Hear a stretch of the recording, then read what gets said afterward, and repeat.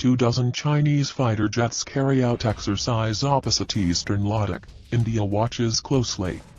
With India and China engaged in a military standoff for more than a year now, the Chinese Air Force recently carried out a big aerial exercise from its air bases opposite Eastern Ladakh, which was watched closely by the Indian side.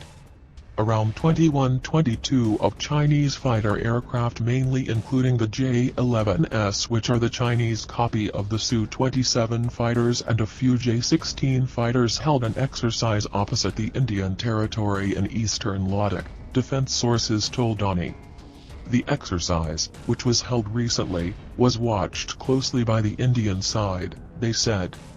The Chinese fighter aircraft activities took place from its bases including the Hotan, Gargunsa and Kashgar airfields, which have been upgraded recently to enable operations by all types of fighters, along with concrete structures to hide away the presence of the number of fighters present at its different air bases, the sources said the Chinese aircraft remained well within their territory during the aerial drills. The Indian fighter aircraft activity in the Ladakh area has gone up significantly since last year.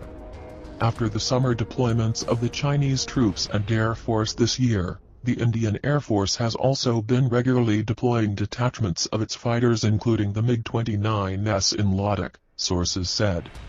The Indian Air Force also regularly flies its most capable Rafale fighters over the Ladakh skies, which have boosted the Indian capability all along the line of actual control, as 24 of these planes are already in the Indian inventory now.